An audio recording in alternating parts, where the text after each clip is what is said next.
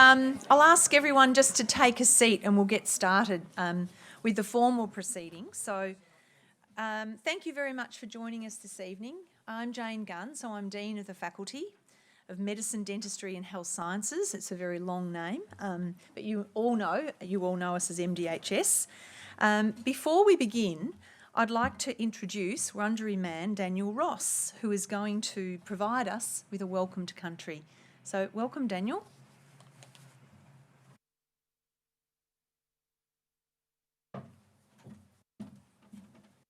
Thank you. I don't know if I like this. It seems too colonial. My name's Daniel Ross, and I'm a proud Wurundjeri man.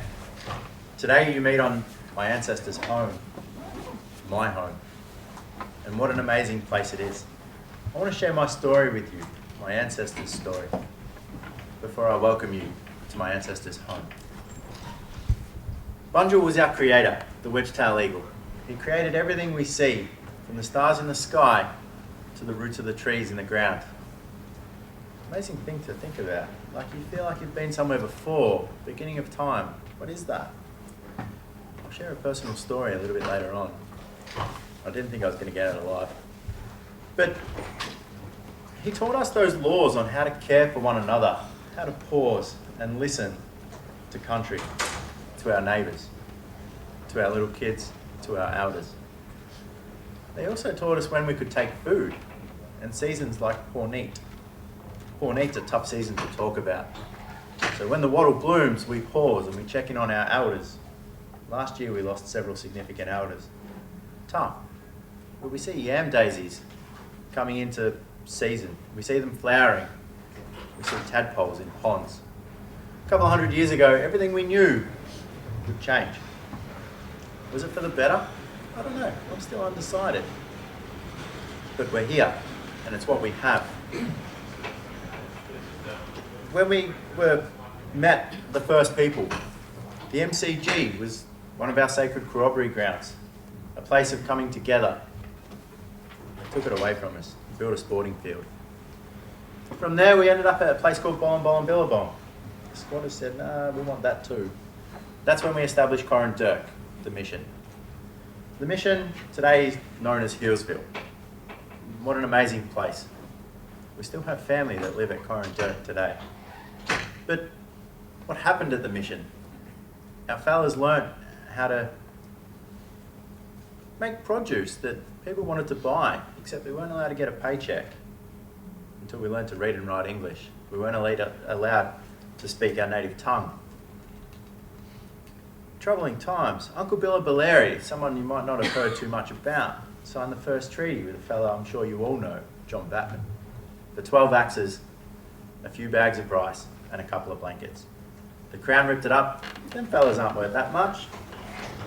But in the signing of that treaty were two fellas, Uncle Simon Wonga and Uncle William Barak. Wow, those two people, if you ever get a chance to pause and read a little bit about them, are phenomenal leaders in the state of Victoria. Uncle Barak gave my great-grandmother the tribal name, Bullum Bullum, white butterfly. And I touch on that just for this event. Who's paused and watched a butterfly in the garden? They're pesky, buggers eating my veggies. But they're caring, nurturing, gentle. My great-grandmother was instrumental in opening the first health service for Aboriginal people here in the state of Victoria. Then 1967, we had a referendum and we voted. Aboriginal people are human. This is the side story that I'll probably get into trouble for. I did a welcome at a church. And I'm in a room with scientists. Let's face it, Aboriginal people have been scientists forever. And beginning of time, First Testament, 6,000 years old. Egypt, 2023, still a country of colour.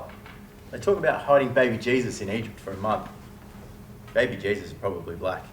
I thought they were going to stab me. I didn't think I was getting out alive. Context to that is right here in the state of Victoria. We have human occupation at places near Warrnambool at over 120,000 years. Wow, what a time to be alive. But I started school not too long after the referendum. I I'm 21, by the way.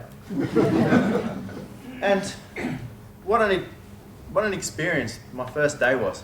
I was torn apart, pulled down and broken by the end of my first day. You're not Aboriginal, you're white. Peers, principals. I was shattered. Had my family lied to me my whole time? Who was I? I went home and my grandfather pulled me aside. And this gets back to how we perceive things. And he explained to me the reason I was fair-skinned while my cousins weren't was because I was born in the daytime and they were born at night. But later on in life, I got to find out why that was the case. And it was because we didn't know where our family was sent when we were put on the mission. We didn't know who our family were. Luckily for us, we were heavily documented and we can trace a lot of our family members. But then I got to those years when I was interested in girls and they said, don't go with other Aboriginal girls. It might be your cousin. So that's the story on really how we got to be white. I wasn't really born in the daytime. But it's something to take back that Bunjil taught us at the very beginning. How to stop, listen, and care for one another. How to use those tools to move forward in positive light. How do we do something that benefits everybody collectively instead of what's in it for me? I'd like to welcome you all to my ancestors' home, my home. Woman Jika Wurundjeri Bullock, Yemen Gundibik. In the Woiwurrung language, I just said, welcome to the traditional lands of the Wurundjeri people. Our traditional lands go west to the Werribee River, north to the Great Divide, east to Mount Baw Baw, and south to Mordialloc Creek. Thank you.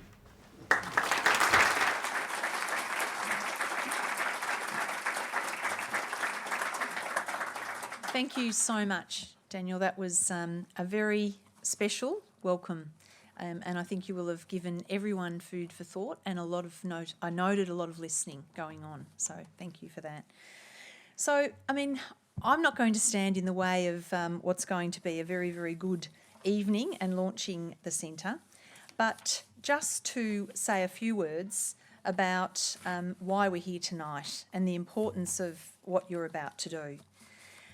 I know that the Centre for Behavioural Change has been something that we've talked about for quite some time, and there's Rob, and more so recently, Rob, and it's great to see everybody gathered here this evening, because one of the things that we know that drives the passion of many of the people that are sitting in this room is trying to understand, why do we do what we do?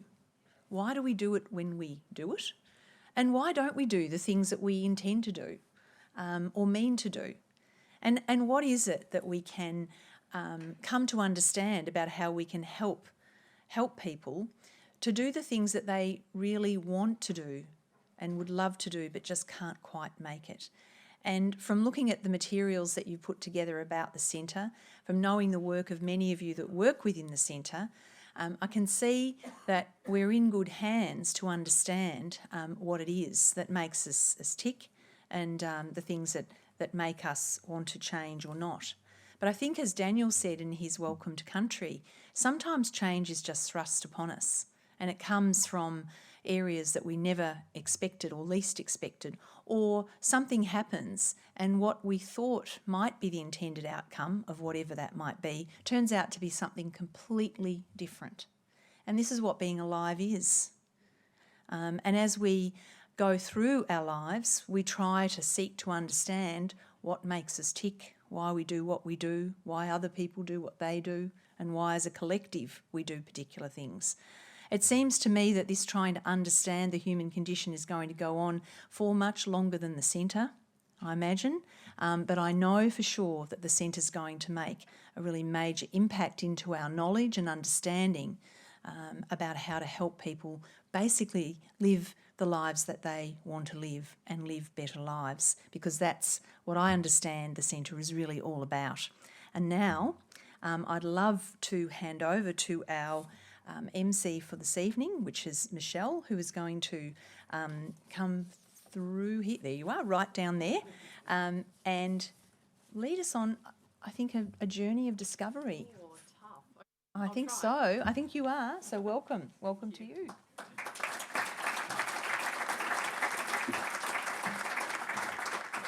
Thank you, Jane, and thank you, Daniel, for that very thoughtful welcome to country. I'm very excited to be introducing Professor Michie to the stage. Professor Michie is the Director of the Centre for Behaviour Change at University College London. Her research focuses on behaviour change in relation to health and the environment, how to understand it theoretically, but also apply it to the modern day challenges that we experience. Professor Michie is Chair of the World Health Organisation's Behavioural Insights and Sciences Technical Advisory Group. She participated in the Lancet's COVID-19 Commission and served as an expert advisor on the UK government's Scientific Advisory Group in Emergencies. She's part of the UK's Policy Research Unit in Behavioural Sciences, advising the Department of Health and Social Care. So we are delighted to be hosting Professor Michie as a Distinguished Magunya Fellow, and please join me in welcoming her to the stage.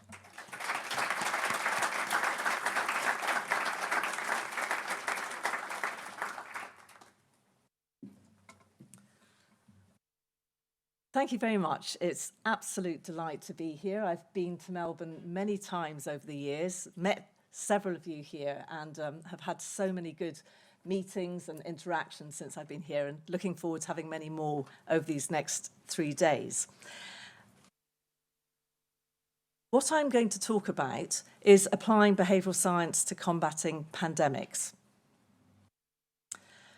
First of all, I'd like to make some acknowledgements. I'd also like to acknowledge the traditional owners of the unceded land on which this event is being held, the Wurundjeri people of the Kulin Nation.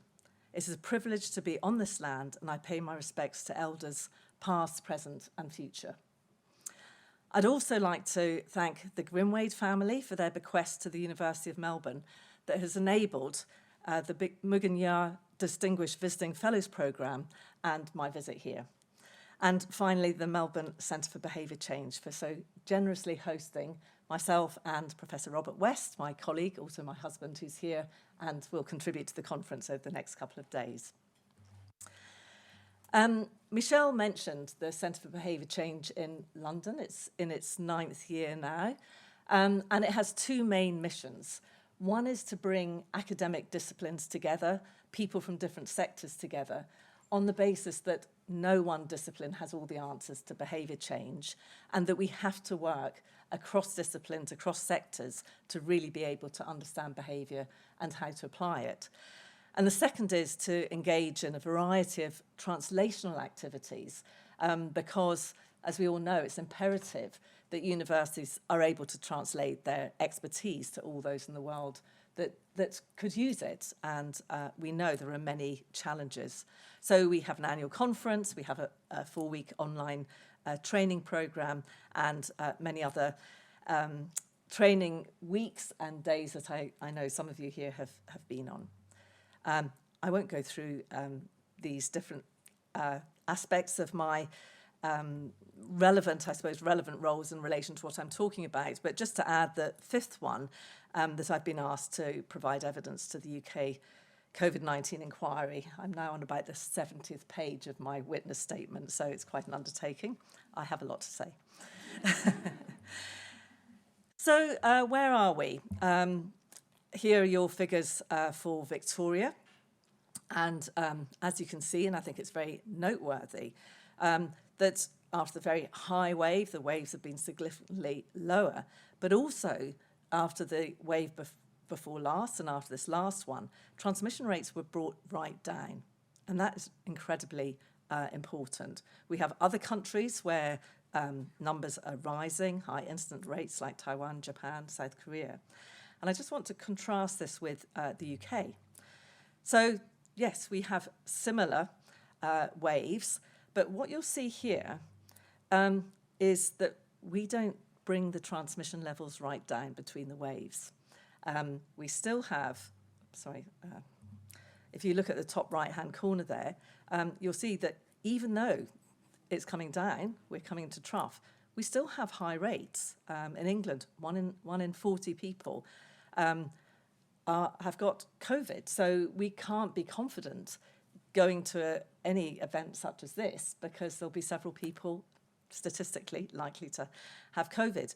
And if you look at the red arrow, this means that we have about 100 deaths daily with COVID on the death certificate. I don't think this is an acceptable situation. So I think as I go on in the talk, you'll see why the situation here is very different than the situation in UK, and managing human behaviour is part of the explanation. In April 2021, I led an article at The Conversation. I don't know if people are aware of an excellent journal that brings science in a way that we can understand it.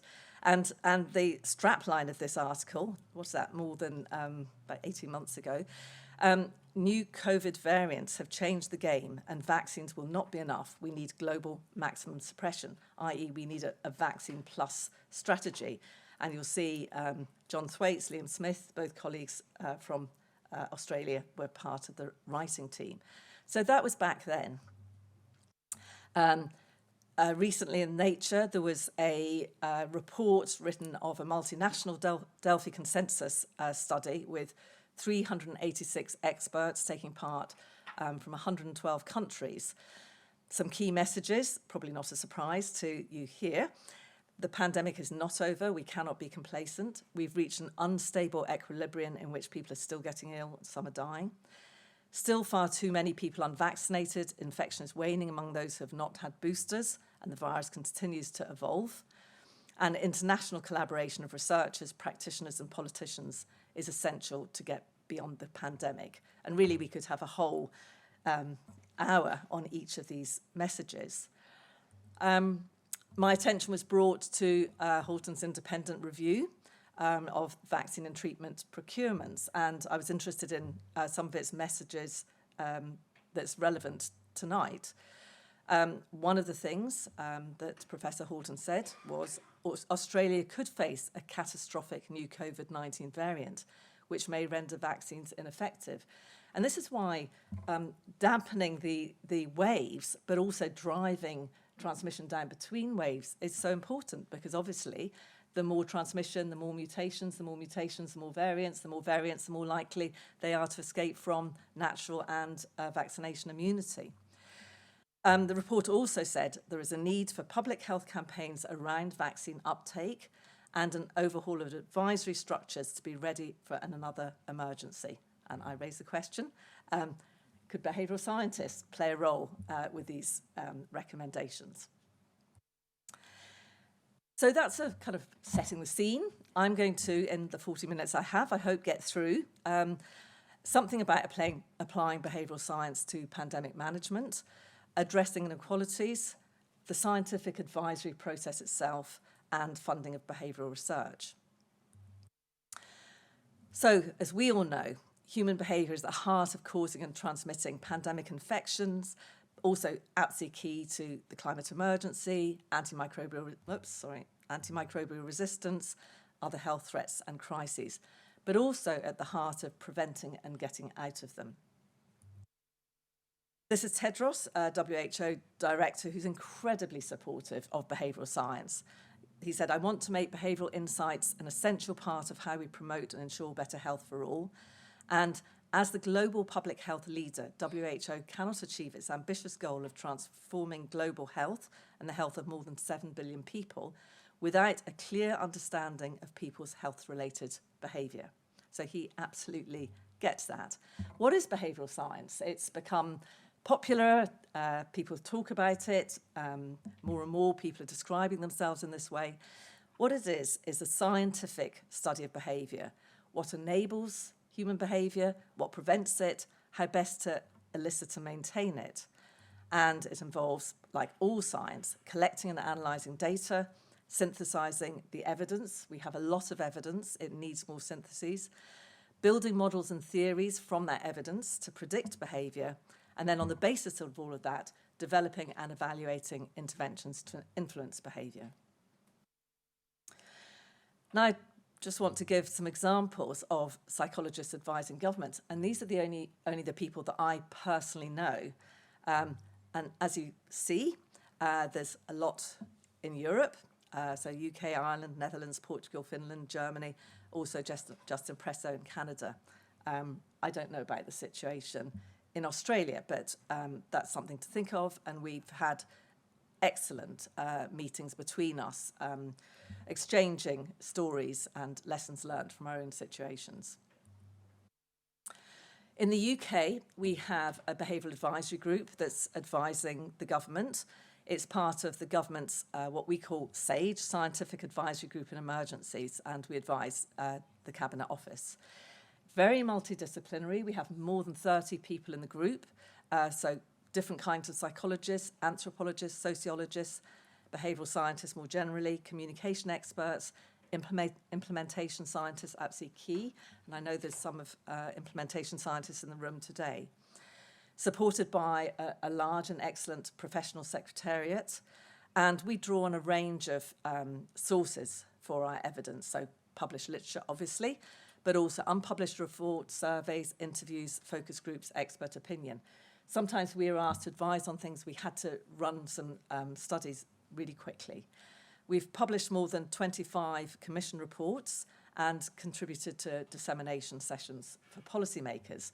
And just to give an example of one of the reports, this was the last report before Boris Johnson declared Freedom Day, July the 19th last year. COVID was over. We could all relax.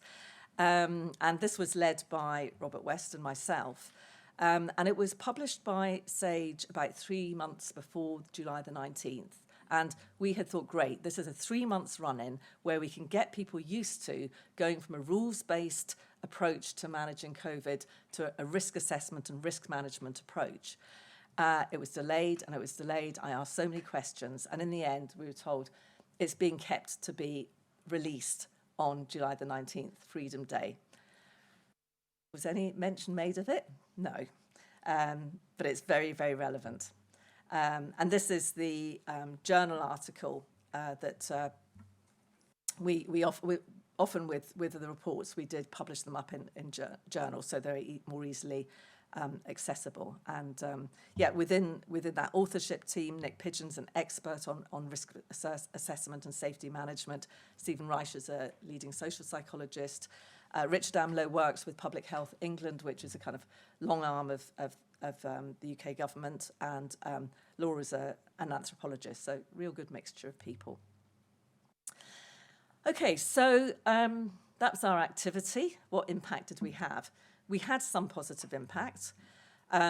Measures that we judged to be harmful were limited or delayed, so we had a more limited scope for vaccine passport and delayed monetary fines for self-isolation.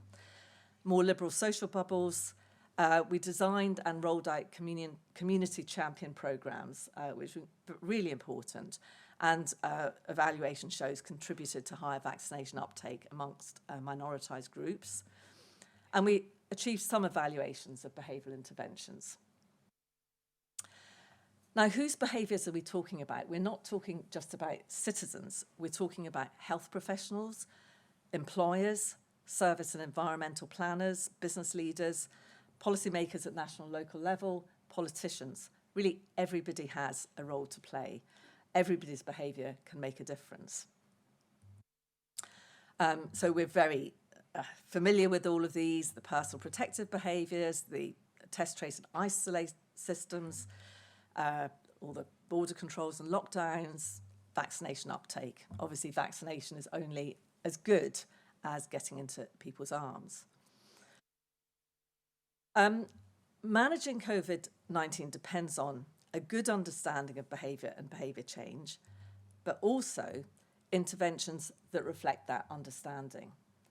So similarly with medicine, you wouldn't jump to making a medical intervention without having done a really good diagnosis based on observation, on history, on various kinds of examination, gathering various kinds of data. So it is with behavioural science. But this means that we need a model of behaviour to work with. And what I'm going to present is the simplest yet comprehensive model of behaviour. So it's referred to as the COMBI model, and it states that behaviour occurs as an interaction between three necessary conditions.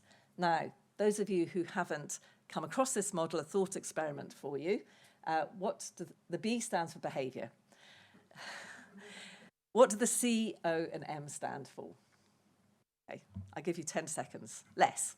Right, C is capability. You know, you have to have the capability to enact a behaviour for it to occur.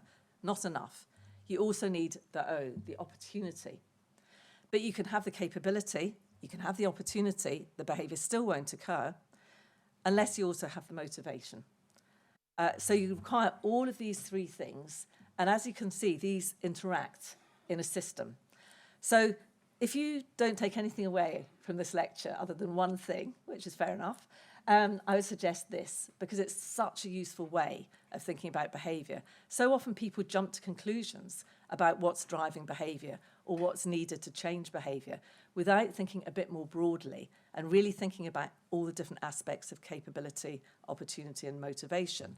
So capability, psychological and knowledge and skills, also various kinds of physical capabilities. Motivation, the kind of reflective motivation, our conscious weighing up of pros and cons, decision-making, choices, but also what we call automatic motivation that can activate or inhibit behaviour. These can be our emotions, our drive states, our habits. These are all really important. I know we all like to think of ourselves as rational human beings that are always doing the reflective, but the truth is that the lower ancient bits of our brain are still very powerful and need to be taken into account. And then opportunity, the physical opportunity, but also social opportunity, incredibly important. What are in the jargon called social norms, very important in influencing people's behaviour. Now, in terms of the kind of approach we took in the behavioural group within SAGE was urge the government to really take positive approaches to avoid blaming people and focus on enabling people rather than only relying on enforcement. And hold that in your mind for a few slides hence. Some of the strategies we recommended under capability would focus on helping people identify and manage risky situations, targeting intensive information where needed, motivation, providing positive feedback about what people were doing well, emphasising that everyone has an important part to play. Under opportunity, promoting and supporting positive alternatives where there were restrictions, helping people change their environments and form new social practices, and target practical support where needed. So no time to go through this, but those of you coming to the workshop on the Behaviour Change Wheel will find out more about it. Using this kind of model to make a diagnosis of behaviour in its context, i.e. figuring out what needs to change to achieve the desired behaviour, can be linked to a broader framework, which is called the Behaviour Change Wheel. This is based on a systematic review of 19 frameworks of behaviour change that were identified. They had a lot of overlap, so this is really synthesising, bringing them together, and identifying 9 broad intervention types and 7 policy options that would support those kinds of interventions. So depending on what the behavioural diagnosis is, this would point in the direction of one or more of these types of intervention likely to be being the most effective. For those of you interested in looking at this further, this is the book, but also there's a guide that Robert West helped write for the Welsh Government for their Behavioural Science unit, and also on our website you can see this Achieving Behaviour Change, and this was a guide for national government that was commissioned by Public Health England. Okay, back to COVID-19. Right, was the advice implemented? I've mentioned that some was, but some wasn't. And this is the COVID-19 inquiry. Judge Baroness Hallett is chairing it. One of the questions of the several hundred I've been asked, please provide examples that you may have of occasions on which your advice was misused or ignored, and or when there was gaps between the advice that was provided and the policies and practices that were observed. If you know anything about the UK situation, you might know why my witness statement is now running at 70 pages. The test, trace and isolate system is the absolute cornerstone of pandemic management. And the WHO said this very clearly, very loudly, right from the beginning of this pandemic. And I'm presenting this as an example of UK government not following the advice that was given. So the test, trace and isolate system, cornerstone of pandemic management, absolutely depends on behaviour. Getting tested is a behaviour, doing it quickly and getting the right kind of test to behaviours, registering those test results, providing information about contact, which is absolutely key, and isolating if one's got symptoms or positive results. All of these are behaviours. All of them require the kind of understanding in the kind of frameworks I've talked about to figure out how best to get the best possible results for all of these. In the UK, our model has estimated that we need more than 80% of the population to adhere to the isolation bit of this if it's to be effective. So there were problems in the UK about people getting tested, about giving contacts, about self-isolating. And I was actually on stage in 2009 when the H1N1 pandemic broke out. I was the only behavioural and social scientist there, and I set up the behaviour and communication subgroup, which was very small then, only about a dozen, so it's great to see that it was valued sufficiently to be expanded this time around. One of the things we did was look at the Department of Health's weekly tracker survey. Unfortunately, when we looked at it, we realised it was not based on constructs that made sense. You know, there weren't validated measures, the constructs weren't based on any coherent theories, it was a real mishmash. We did what we could. But subsequent to that, we got a grant, and this was part of a very, really commend our National Institute of Health Research, really visionary approach, which was to commission a lot of research, I don't know, maybe a dozen big grants, maybe 20, so that when there was another pandemic, instead of spending months and months trying to get ethics approval, piloting things, setting the study up, it could go from day one. So we were funded to set the whole study up. We were then put to sleep.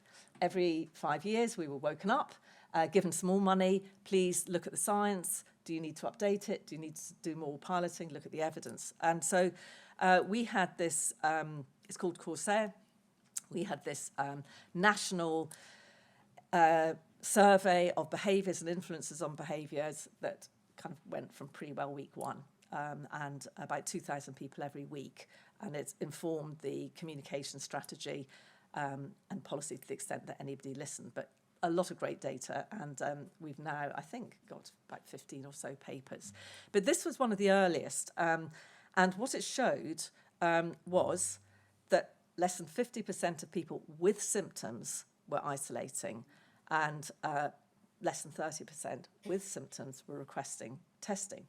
So, you know, we sent this through to government. It took a long time before anything happened. Now, you know, if you think about it using the combi model, why were people not doing this? Is this a motivational problem? Was it an opportunity problem?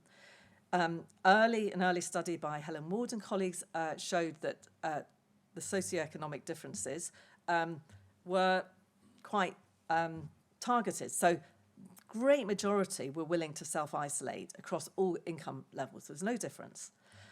But those with the lowest household incomes were 3 times less likely to be able to self-isolate, 6 times less likely to be able to work from home. So it looked like there was something going on in terms of opportunity.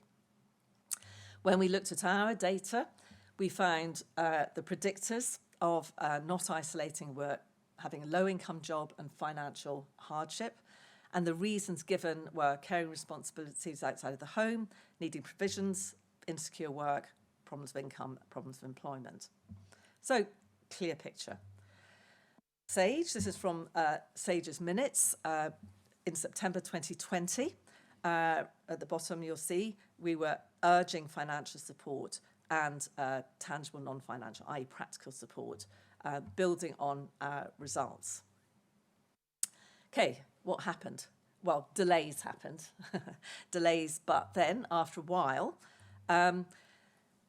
more than £500 was offered for the whole, at that point it was, I think it was 2 weeks self-isolation period, then it came down to 10 days. £500 for that entire period. That is less than minimum wage. That is not enough for a family to exist on. And of those, only an eighth of the people were eligible for it, and of those who even applied, only 30% received it. So it just didn't even touch the surface of what was needed.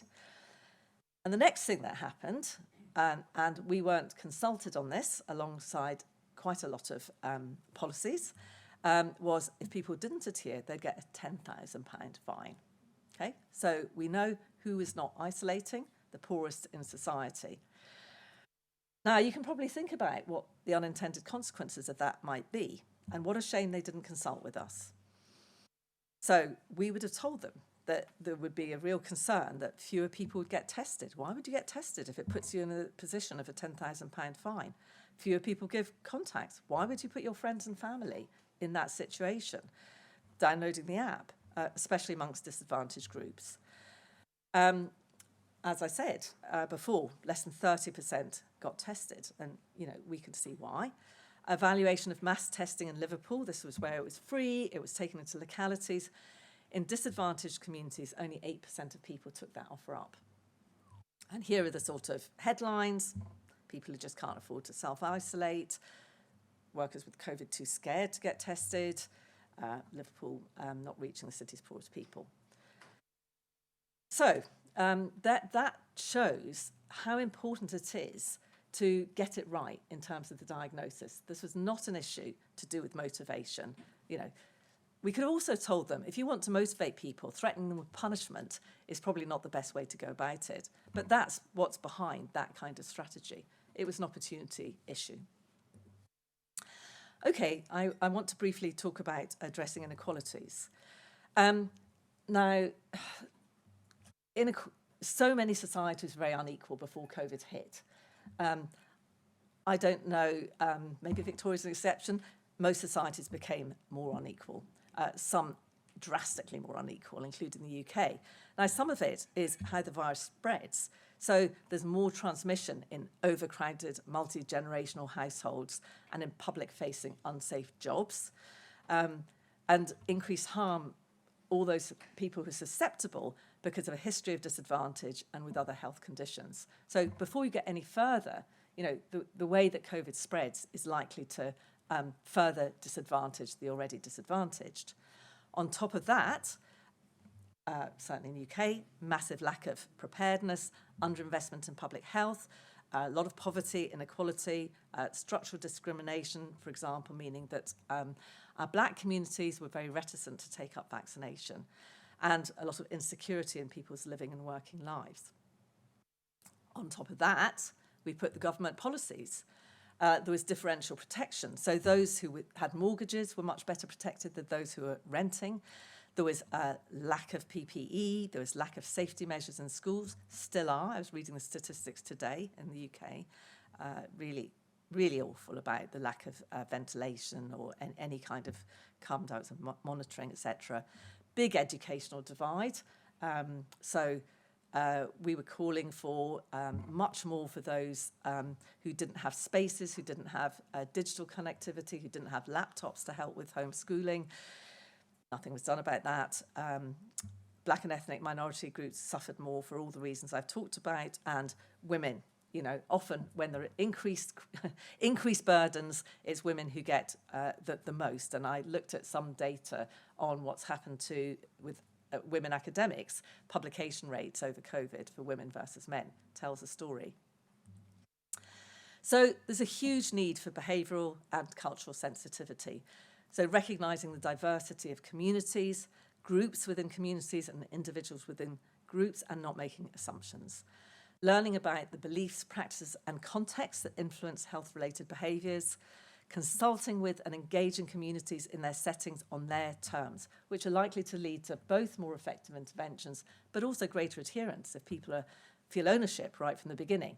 And if you look at our 25 reports, we said this so many times right from the beginning, it was never listened to, and we just used to stop saying it and just said, see that report, see that report. And then co-creating policies and measures with the communities that those interventions are aimed at. So really understanding the ideas, the language, the practicalities, the media that are used, who are the trusted sources. All of this is needed.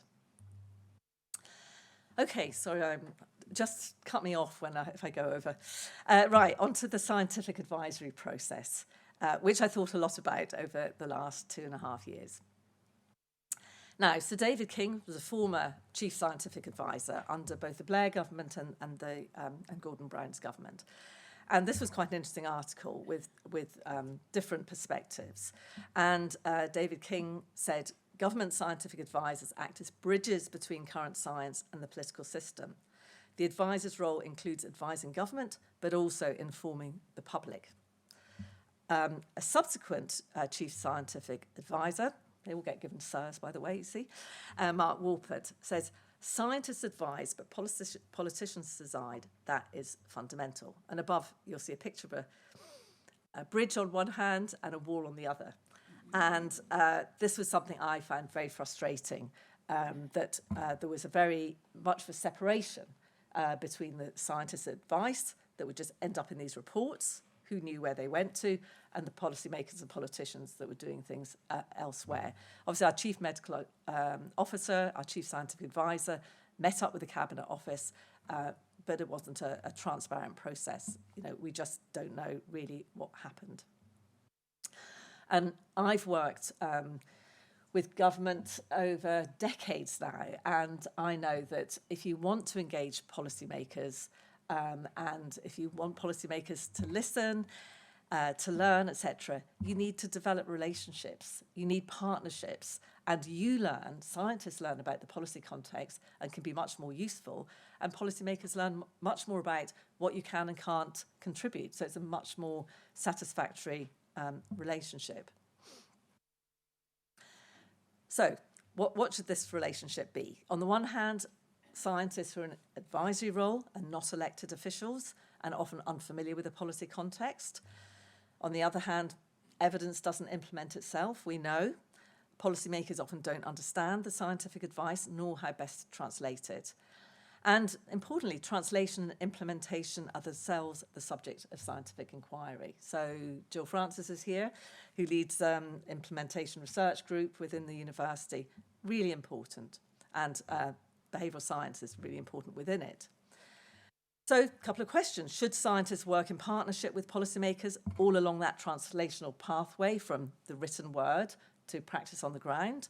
Should social and behavioural scientists be asked to advise on the translational process itself? You probably guess I've got my own answers to those questions. But this was very cathartic. Together with Philip Ball, who is a science journalist in the UK, and James Wilsden, who's a professor of public policy, and Robert, we wrote quite a lengthy article, Lessons from the UK's Handling of COVID-19 for the Future of Scientific Advice to Government, a contribution to the UK COVID-19 public inquiry. So some of the messages that I'm calling for, that government scientific advisors and advisory bodies should be more independent of political influence and interference. We had a lot of, who here's heard of Dominic Cummings? Only a few of you, okay. He was a political advisor, but there were a lot of political advisors who sat in on the advisory meetings. The UK government scientific advisors should be empowered to challenge misrepresentation and misuse by decision makers of the scientific evidence, and we saw some of that in relation to behavioural science, not enough time to go into it here, and the undermining of public health policies, which we saw in the UK from politicians time and time again. But we had our briefings with our Prime Minister, Boris Johnson, and our Chief Scientific Advisor, Chief Medical Officer, each side, and not challenging. It's a difficult role. We need to get it right. It's not easy. But many scientists were very uncomfortable about that. And I think the advisory process should be more transparent, because at the end of the day, it's taxpayers who are paying for this huge secretariat supporting this complex and large advisory process of more than 100 people all told who took part in SAGE. And also, this engaging proactively with the public, which I think in this state happened extremely well. How to improve impact? Well, I think one of the things is scientists have many ways of informing policy, not just through the formal government structures. Individual relationships, really important.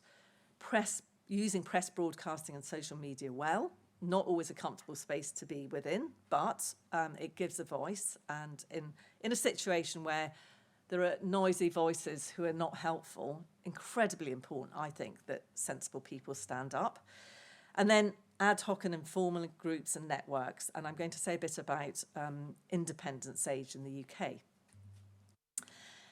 Now, this was set up early on in the pandemic by David King, that former chief scientific advisor, because he was quite appalled that everything was secret.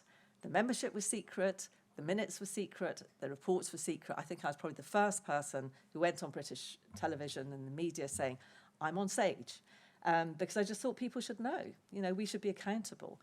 And so it was set up to begin with about a dozen very different disciplines, virology, immunology, public health, behavioural science. And we thought we would just have one session, giving our point of view on things. Two things happened. One is suddenly SAGE became transparent and began publishing its membership. So that was a very good intervention. But also we were inundated with people who said, we want more. We want more of this. We want to hear, directly from scientists. So we ended up with weekly broadcasts on YouTube. That's now fortnightly, as of about a month ago, every 2 weeks, 1:30 our time. And we give database updates. We give easy to understand graphs of the transmission, hospitalisation, deaths, inequalities, various other things. I think last time there was quite a lot on the ventilation status of in schools. We have specialist topics and guests on, and then we always have public question and answers there. So the public, either through Twitter or coming on the website, say, I'd like to ask a question on this. So we get a huge variety of questions. And then we have a website, so do look at it if you're interested. And it's exhausting because we meet on a Thursday evening to plan future sessions. We've got a behavioural group of that too, which meets on a Tuesday evening. So, there's not a lot of time left for life. But every time we thought, this is getting tiring, we'll stop. We look at the viewing figures, and even now there's 8,000 to 10,000 people every week who look at our sessions, and we just get so many emails, and people stop me in the street and say, please keep going. We so value it. So we're still going. And actually, we put up fundraisers just to pay, not us, but just for the infrastructure. And each time we put up, I think, for £10,000 or so, we get it in 2 days. And we stop the crowdfunding. So I think that's a good tribute. I don't know any other situation like this. So it's a very interesting setup. What we're trying to do is put evidence and debate into the public domain, with openness, with transparency. Sometimes we say we don't know. Sometimes we say, actually, we've got different views on this, which we did have over, say, the vaccine passports. We're just honest. This is what the evidence says. These are different perspectives on it. But we think it's a responsibility of scientists to engage with the public and policymakers. And how we differ, several of us are on SAGE and independent SAGE, and actually our advice is really similar. But how we differ is we weren't allowed to talk about policy implications at all on SAGE. So, for example, that last report, Robert and I were told to take out, we gave policy examples, not even implications, just examples of what this might look like. Had to take them all out. On independent SAGE, we talk about what the policy implications of the evidence as we see it are. So a different perspective. Again, we've got lots of reports. Do look on the website. Okay, and finally, just a few words on funding. The WHO uses the word public health and social measures to describe all of what I've been talking about. Do any of you remember the word MPIs, non-pharmaceutical interventions? I mean, it's like talking about doctors as non-psychologists, isn't it? You know, you don't want to talk about something in terms of what it's not. So that's now been replaced with public health and social measures. So here's a question. What percentage do you think of the $3.3 billion of global funding for COVID research in 2020-21 was spent on all of those public health and social measures I've been talking about versus pharmaceutical interventions? Somebody want to shout out a percentage? What's that? Ah, gosh, you are a pessimist. All of 3 to 4%. So early on in the pandemic, this is an article Robert and I wrote in the BMJ, making the case for behavioural, environmental, social and systems interventions. We call that BESIs. This is before WHO came up with public health and social measures. And as you see in the arrow, we said these critical interventions should be top, not bottom of the COVID-19 research agenda. So we went on a mission with colleagues, and I think several of you know here Jeremy Grimshaw from Canada and Paul Glazier from Australia. You know, we set about really trying to make the case. So we ran webinars, we did lots of lobbying, and we did quite a bit of work with WHO. It's a bit on the back burner now, but I think it did play a role. So I think one thing that's come out of COVID-19, certainly in the UK, there's much more understanding of behavioural science, much more understanding of its value in health, also in sustainability. And just a couple of examples of the investment in behavioural science in relation to health. Michelle mentioned about the Policy Research Unit in Behavioural Science that I'm involved with, about to be funded for the next 5 years. And also just recently, the Economic and Social Research Council are putting £20 million into behavioural research over the next 5 years. So a leadership team for a national capability to really give strategic leadership to transform the behavioural research scene in the UK, and associated with it, a doctoral training centre. So by the end of the summer, I'll know whether the team that I'm part of are successful. So just final slide. In the future, the importance of building, coordinating and using behavioural science expertise as we move to this long-term risk management approach of the kind we use for road safety. So interesting, isn't it? You don't get demonstrations of people saying, it's wicked about seatbelts, like you do say, it's wicked about vaccinations. There was a big fuss at the beginning. I don't know if some people remember it. You know, it's attacking our human rights, our individual freedoms, etc. Kind of, well, apart from our Prime Minister Sunak, who's caught recently without a seatbelt, like, you know, they're a special lot over there. I mean, people just don't think about it. It just become part of what you do. Invest in achieving a better understanding of key behaviours across contexts and the key influences on those behaviours, and applying this understanding across society. So again, coming back to what I said at the beginning, these kind of risk-reducing behaviours are the responsibilities of all, including politicians, health professionals, scientists, as well as citizens. Acknowledgements to some of my funders, and thank you very much for listening, and I look forward to the panel discussion later. Thank you.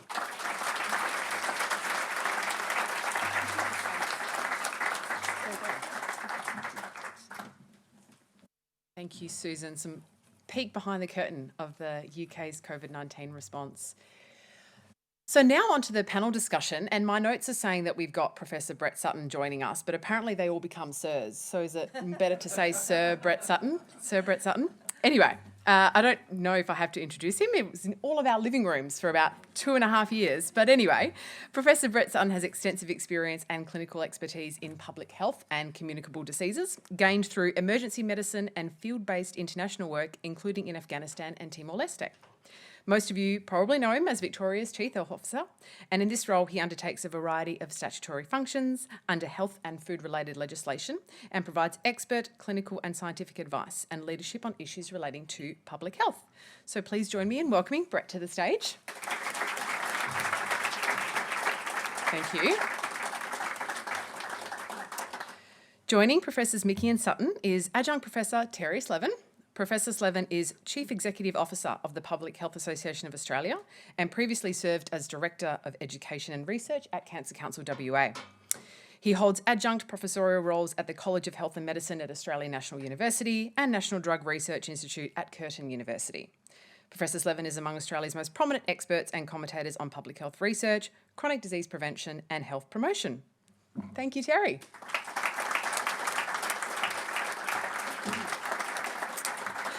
And last but not least, we have Professor Peter Radoll. He is currently Professor of Information and Technology and Deputy VC of People and Organisation at Victoria University. Prior to this, he was Pro Vice-Chancellor Indigenous at the University of Canberra. Professor Radoll has conducted research over many years on a range of matters of importance to the Aboriginal community, with a particular emphasis on information and communication technology issues and the digital divide. He's also on the board of the Smith family and the Victorian Chamber of Commerce and Industry. Thank you, Peter. Okay. So first question to Sir Sutton. Would you be able to reflect on your response to the pandemic as the Victorian Chief Health Officer and how behavioural science factored into the decisions and recommendations? If they did, I hope they did. Thank you. They certainly did. Look, it's been an evolving space. Obviously, it's been a long time. And we initially had the support of a legislative and statutory power that was very significant. So once the pandemic declaration was in place or the state of emergency was in place, those public health orders were a cornerstone. But in late 2020, we obviously had our second wave, a really challenging time for Victoria and was part of our very long period of lockdown. We knew that there was multi-layered support that was required, and so it did go to the COM-B elements, and there were federal and state elements of the enabling environment, so the support, understanding that many of our challenges were with casual workers, with multi-generational families, with the CALD community, and with others who were in a position of socioeconomic disadvantage where they had other priorities and they had other commitments that made it very difficult to support the behaviours that we required of people. And so we did invest a great deal of energy and prioritisation of the behavioural enabling that we could, that went to the communication elements, that went to opportunity, that focused on a really simple and hopefully straightforward message. And it was a complex time because we were moving through various stages of the public health orders in and out, and the rules changed quite frequently. But I think really central messages about test, trace and isolate, or test and isolate for individuals, and the vaccine message, which was very steady, I think was a success. We had bicultural workers, we had community vaccination champions who were representatives of the communities that they were serving. And we had loads and loads of engagement, as well as trying to work on the opportunities, especially for vaccination and testing. So the drive-through testing sites, and then vaccination that went from the state centres that were very high profile, but right to the pop-up centre at the end of the street. And they were really critical for that last, 1 or 2%. And Victoria achieved the highest level of geographic equity for vaccine coverage in Australia. We didn't have a local government area that was below 94% vaccination coverage, I think, for the first dose. And we had one of the highest, if not the highest, in terms of socioeconomic disadvantage. And so that difference between the lowest and highest quintiles on the index of relative socioeconomic disadvantage was small in Victoria compared to other jurisdictions internationally and in Australia, and also to how it might have played out.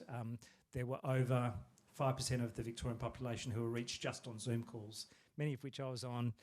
Prof Ben Cowie as sometime acting Cho, also in lots and lots and lots of engagements. And so, having over 100,000 people reached just in Zoom calls so that you could answer those specific questions, concerns, anxieties that people had about vaccination, testing, isolation, the whole shebang, we tried to enable to the fullest extent possible. So maybe slow to get started, but we absolutely made it central to how we achieved the success of getting back to zero COVID transmission in 2020.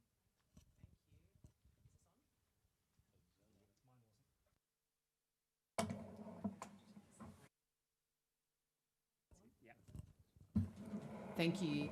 So thinking nationally now, I'm going to switch to you, Terry, as CEO of the Public Health Association of Australia.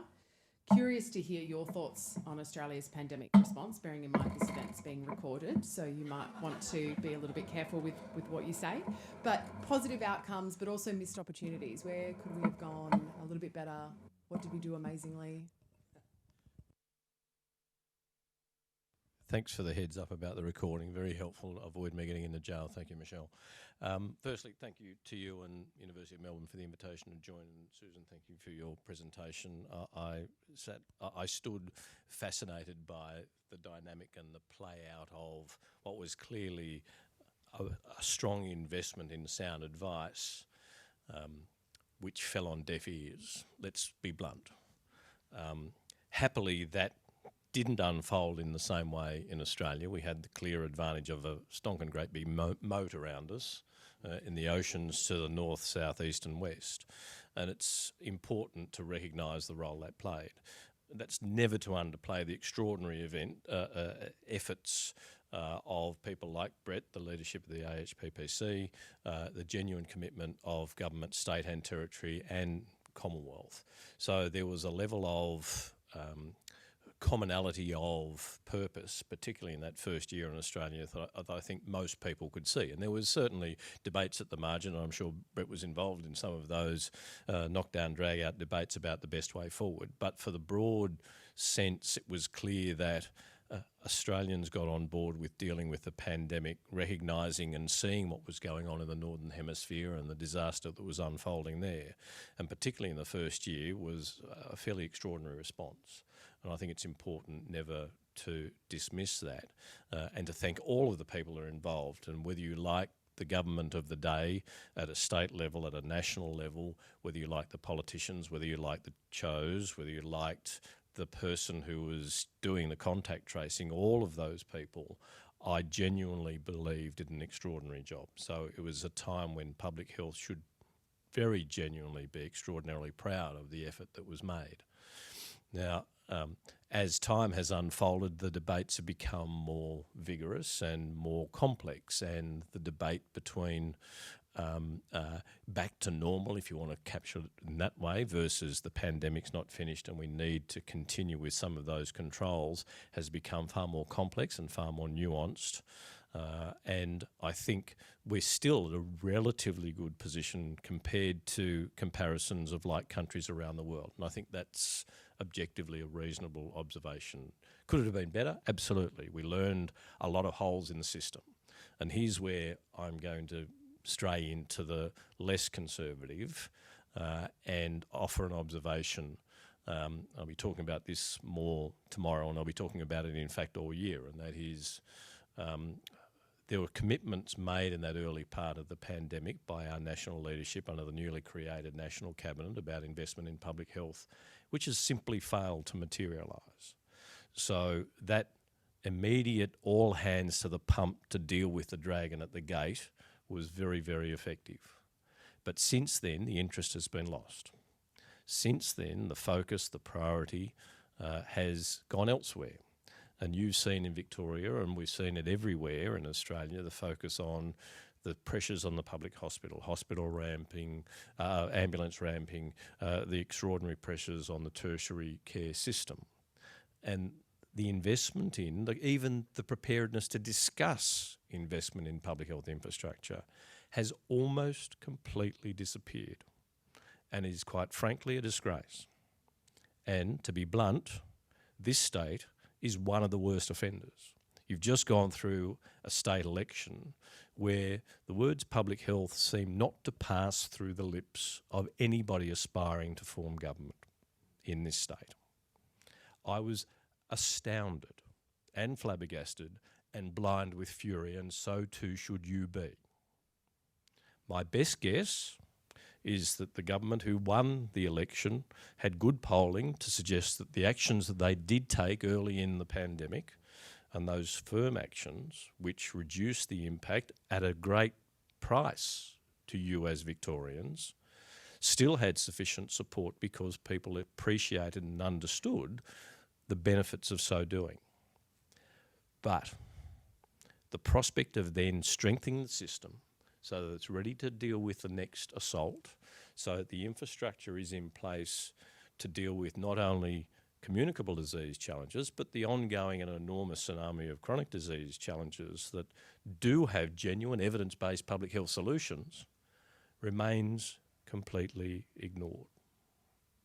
And I think that's preposterous. I think it's time that people started thumping tables. Are you going to be thumping that table tomorrow when you talk about the CDC? I'll be doing it even before tomorrow evening. I'll be doing it tomorrow morning. Thanks, Terry. Peter, over to you. See you nodding quite a bit. Did you have any thoughts about Terry and Brett's comments there? Yeah, for sure. Can I just start off acknowledging that I'm a bit of a ring-in today. My dear colleague, Pat Dudgeon from Western Australia, was unable to make it, so I was greatly accepted the invitation from me and to step in on her behalf, but she's the person with all the amazing knowledge. Having listened to the conversations, very interesting from the Aboriginal community. I should say also, like Daniel, I was born during the day. My mum's Aboriginal, my dad's German descent, and I identify as Anawan, which is in northern New South Wales. Had a great career in academia, but looking at really challenging environments. It's one of the things that I've really struggled with over many times, as a lot of us do, is how do we actually create, and I'm sure Terry next to me and Brett as well and others in this room will actually understand just the struggles in the Aboriginal community to actually achieve any recognition or address long-term challenges, and it's a real problem. One of the things that I really struggled with during the pandemic was the anxiety in the community, particularly more remotely, if I can say that, more remote parts of Australia. We thought that if and you'll see this if you read a lot about this, you'll see there was a fear of loss of not only culture, language, ceremony, and it was really almost like a sort of a PTSD moment for the community, if you like, in that this happened a couple of 100 years ago as well, but a different context. And here we are listening to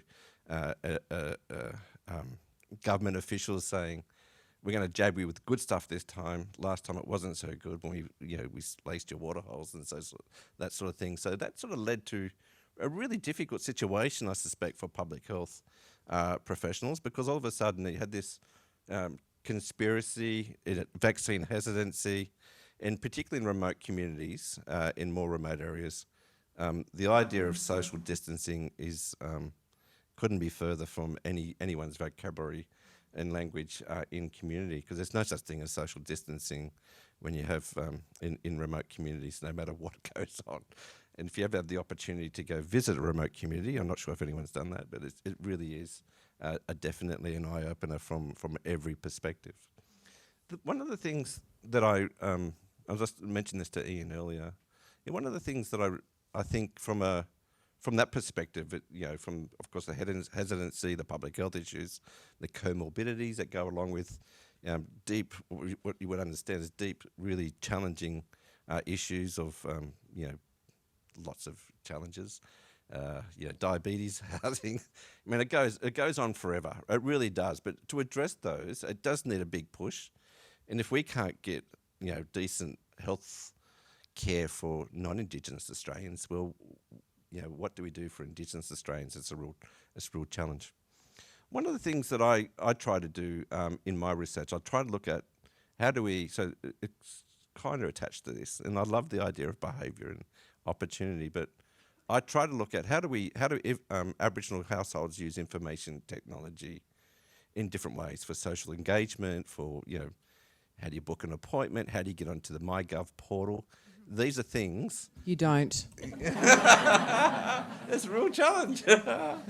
Even if you got a couple of degrees in IT, it's still a challenge because it's nothing to do with IT. It's on the telephone for hours. But it's a real problem because those are sort of the gateways or the pathways to get access to things that you need. Things like the Hot Doc app, for example, and those sort of things to get access to healthcare. It's really difficult, and I still struggle to understand. And about 60% of the Aboriginal community is attached to the internet or in some way. And between, I was just sharing again earlier, it's a real problem. In my discipline of information technology, the diffusion of information technology has always been positive, except for some data that my colleague Boyd Hunter and I found between the two censuses in 2011 and 2016. The Aboriginal community, about 15% of Aboriginal households, gave up the internet between those two censuses, which means it creates a disadvantage. It took us as much, and my colleague's a quantitative researcher, he had to do a lot more hard work than I did to get that paper published because, to be quite honest, the editors didn't believe that there was a disadoption or an anti-diffusion of information technology in Aboriginal households because it doesn't exist in the non-Indigenous communities. So it's really interesting. So it took us 3 years to get that published, but we do have the data now to show that not only do we start from a point of disadvantage, but then that disadvantage doesn't stop, okay, so that it exacerbates. If I can just say one thing about the Victorian, I do, for one of the best things I get to do is sit as a director of the Smith Family Board, and I look at different cohorts of data. Victoria's kids are really struggling for numeracy and literacy. You can see that. We get to compare all states and territories with all our kids in those communities. Smith Family only deals with education programs. They don't do any charity type work. But I think the saddest thing for me to look at the data is Aboriginal and Torres Strait Islander kids in Victoria particularly are struggling with numeracy and literacy. And without that connection to information technology is actually really tough for them overall. Great, thank you. Susan, I'm going to go back to you. Now that you've sort of heard from Brett, Terry and Peter, any reflections on sort of the UK response versus the Australian response? And, Terry mentioning that chronic disease is still an issue that, public health has sort of, gone away now. Are we seeing this sort of same thing in the UK, or are we still sort of battling the pandemic over there? Not that we're not battling over here. Well, I think is this working? Chief IT officer as well, Brett. Well, I think just the data spoke in the talk about the much better management over here in terms of the transmission rates and driving it down. And I think having had the privilege to talk to Brett earlier and listening to him now, I think having a trusted source is really helpful. We lacked that. Having people speak with the same voice is really helpful. We lacked that. We had different politicians saying different things at different times. I think having clear messages, not too many of them, is really important.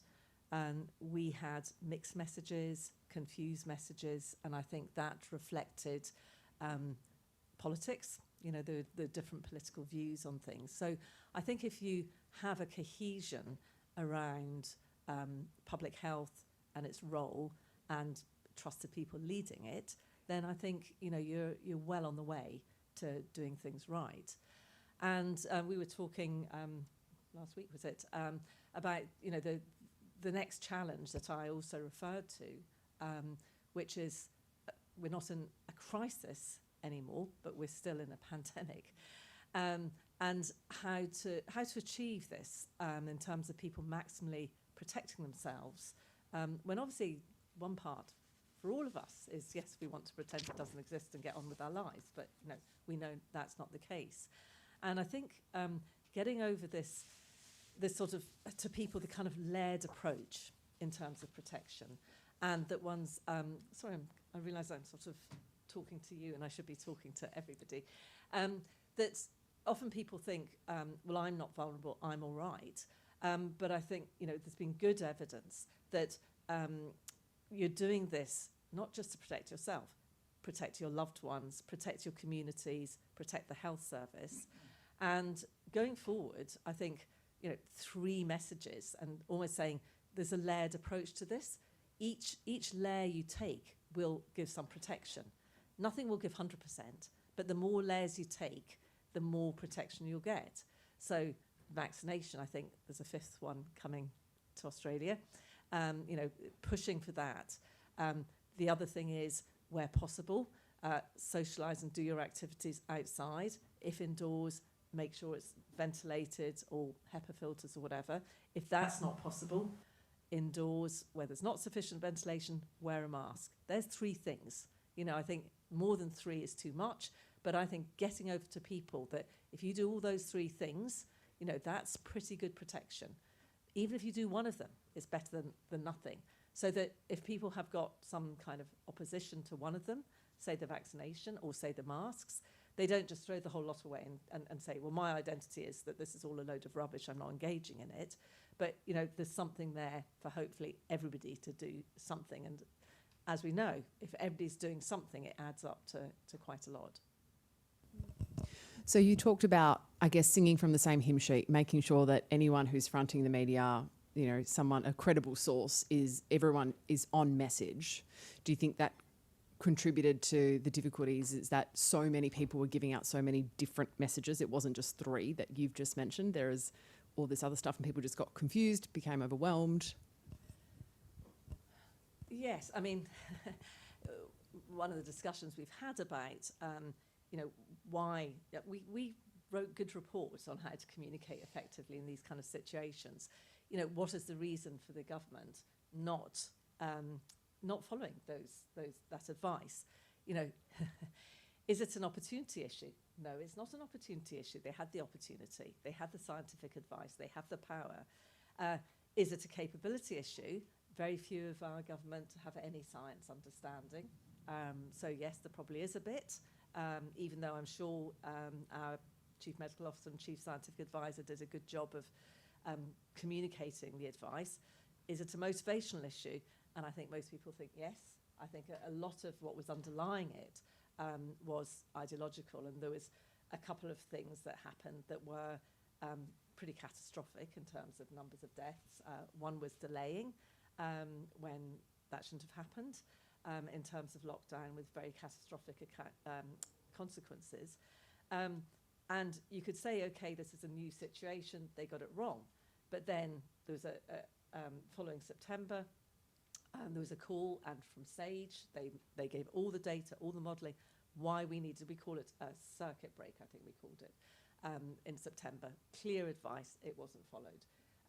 So I think that, there was a whole lot of reasons underpinning it. But what it then meant was people just got confused and angry in some cases, or anxious because they didn't know what to do.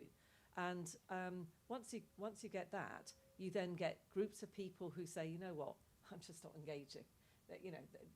That person's given me permission to not bother with this, so I'm going to go with that. And you just get such divisiveness. My son and his family moved to Portugal during this period, and so I visited Portugal several times. And one thing that's, and masks everywhere, and such a contrast between the UK. And one thing that really struck me is actually they're a very cohesive society. They defeated fascism not so many decades ago. They're a very collective, very cohesive, trusting society. So I think one of the points is one needs to really look at the whole of society, when thinking about how to do this better. Yes, there's all the pandemic management strategies, but I also think there's some more generic things that would help with all of our public health challenges, not just this one. Thank you. Moving on from the pandemic, if that's allowed these days, curious to know, each of you curious to reflect on what you've learnt over the last few years and what lessons you might like to take moving forward, not just in relation to pandemic and airborne diseases, but climate change, equity. What have we learnt? What are we taking forward? I did send these questions to you beforehand, Terry. Don't look so surprised. Okay. I guess the first thing I would say is that Australians value health. at a very, very high level. You all who were in this room made extraordinary sacrifices for your health and for your community. And I genuinely see that long-standing effect, probably more so in Victoria than anywhere else I go, because of the unique circumstances here. So that's a really important thing for us, I think, all to take away, to accept that people are prepared to make sacrifices for their health and the health of their families. Now the challenge for us is how do we make use of that to better serve them, to prosecute that objective. So I guess I also take away a sense of hope that actually, while democracy is a pretty crappy system, it's the best one there is. And we do genuinely have a chance to influence the future. And we have seen it serve our needs, I think, at a very high and successful level. And we all grizzle about it, and we all think it sucks and it doesn't work and it doesn't meet what it needs and it doesn't work the way we think it should. But there's a lot of pressures within the system, and I think ultimately it serves us pretty well as long as we're active. What I've learned is if we are passive players, if we don't take advantage of the privilege we've had of education, you're unlikely to be in this room unless you've had that privilege, then there's a sense in which you have a responsibility to feed that back. And the challenge is to figure out the best way to do that. So if you have the expertise, you can genuinely provide advice that steers your society, our community, our people in a more constructive and healthy direction, then you should nail your colours to the mast and be prepared to say so. So I guess what I learned is it's not a spectator sport. Get on the field and kick the ball.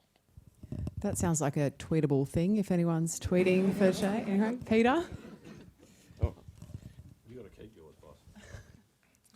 There's a couple of things I would say. There's an image in my head that I remember from the pandemic. I think it was at Wilkenya, when COVID hit Wilkenya, which is a remote part of New South Wales. And to help with isolation, they bought, I think, 8 or 10 little motorhomes out there, and they parked them all in a line, thinking that it's going to solve the public health issue with the pandemic and address social isolation or fix social isolation. I thought that was quite comical, actually, and I think a lot of people did, because it did nothing except park a whole heap of white trucks on the side of a road somewhere, which is interesting. So that's one thing I would observe, that our solutions for Aboriginal public health, not that creative. The other thing I would say, I was during the pandemic, just before the pandemic, I joined the Capital Health Network board, the PHN in Canberra, and when the pandemic hit, we thought that was going to be a real problem, because the PHN was, providing primary healthcare services, particularly the clinics, the respiratory clinics, and the AMS did not have any connection to the PHN because they had not spoken for the best part of 18 years. And it was a fallout over data sovereignty. Okay, so this issue of, the Aboriginal community wanted to make sure that the data that we gave up to the federal department or the PHN was going to be used in a way that would be empowering for the community. And they felt it wasn't. But when the pandemic hit, one of the really good things is, whether it was I was there or whatever might have happened, but we actually resolved that issue, and we had a COVID clinic at the AMS, and that was the first time we've had anything to do with each other in 18 years. So I think that was a very positive thing that came out through that collaboration. Thank you. Brett? Yeah, thank you. Look, I agree with Terry that there was an extraordinary time in Victoria where we were absolutely and unequivocally focused on the health of the community, and it was wonderful to watch. They were supremely challenging times, but I think it was a reflection of that willingness to think about what we need to do individually and collectively to protect our health and well-being across the board. On the flip side, I really did see the kind of incipient danger of misinformation and disinformation. I think that's now providing me with some reflection on what the future challenges might mean from a communication perspective. I hope I was a trusted voice in the COVID space, but trust is a really precious commodity. It's hard to build. I think it's got some resilience. I think you can make some missteps. I think you can get stuff wrong and still be trusted as long as you're an authentic voice, as long as you kind of speak directly to the changing challenges, changing environment, and communicate that directly. But the dangers of disinformation now are coming through as we talk about other challenges. You can see this Venn diagram of vaccination denial and climate change denial. You can see the way that the things that you would traditionally communicate about risk to health, like an extreme day of heat, people now say, what are you even telling us that for? You know, it's summer, you idiot. And all I can reflect on is no one would have said that 5 years ago, but it's being used in a way to disempower people like me and the voice of government, because there's a sovereign citizen movement, or there's a movement to really marginalise the voices of science and the voices of factual information. And that's a danger, and it's especially a danger to those who are more reliant on social media channels for the information that they get. The called community often go to country of origin for their information, and we need to be in that space providing factual information, but also in a digestible, motivational and engaging way so that they pick it up.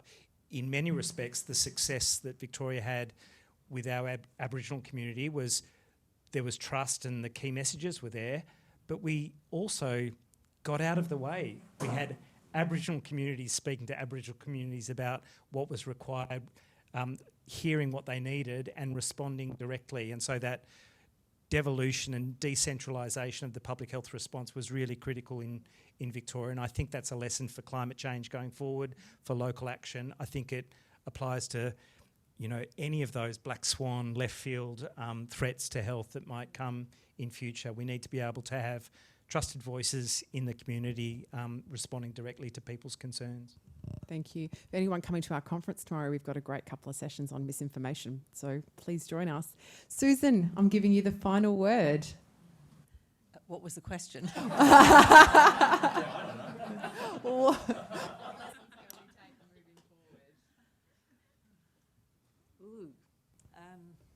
Everyone's so surprised. I sent them the questions beforehand. I'd forgotten. Well, first of all, I completely agree with Brett. I mean, there's no shortcut to engaging with communities, consulting with communities, developing things jointly with communities. So I think that's a big thing to learn. I think the disinformation, misinformation, I think there's a huge amount that we need to do. So, I mean, one of the lessons I think is preparedness. Another one is research, you know, because it's shown some of the things that we do know and that we do know work, we just didn't do it well. But there's a lot of other things where actually there's new questions have arisen. You know, how do we do this and how do we do this better? So I think, you know, trying to join up, if one's in government, trying to join up, you know, the health, the environment, the research, make sure that those aspects of government at whatever level are working together. And I'd say, you know, thinking about, you know, I don't know who everybody is, but I mean, I'm assuming a lot of academics, but a lot of people are users of evidence too. I think joining up researchers and scientists with those who are using it in ongoing way, ongoing partnership is another message I'd take. And, you know, there was somebody mentioned about optimism and hope.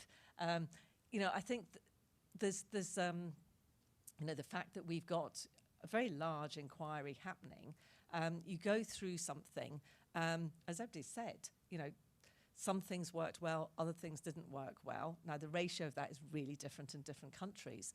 But learning from one's own experience, also learning from other countries. You know, if the UK had only learnt, you know, from all the countries that have got so much experience of dealing with previous SARS, etc., would have done so much better. So I think joining up within one's country, joining up between researchers and users of research, and joining up across borders and across continents, I think is really important for the way forward. Thank you. Lots of food for thought there, and hopefully you're all sticking around because we've got actual food coming now. So please join me in thanking all our panellists.